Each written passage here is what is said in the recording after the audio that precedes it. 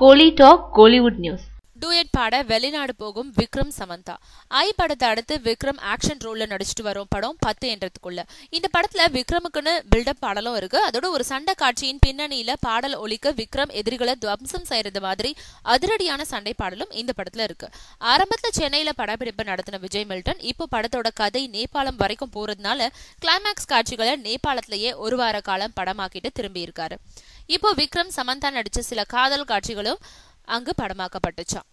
மேலும் இதுவரைக்கும் அந்த படத்துல ஒரே ஒரு டூயட் பாடலை தவிர மற்ற பாடல்கள் படமாக்கப்பட்டுடுச்சா. அந்த டூயட் பாடலை ஏதாவது ஒரு வெளிநாடு போய் படமாக்க திட்டமிட்டிருக்காரு விஜய் மில்டன்.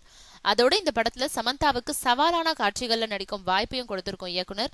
விக்ரமோட அவர் நடனமாடும் டூயட் பாடல் காட்சியை அதிக ரொமான்டிக்கா படமாக்க போறாராம். இப்போ அவருக்கு தேவையான வித்தியாசமான காஸ்டியூம்கள் தயாரிக்கப்பட்டு இருக்கு.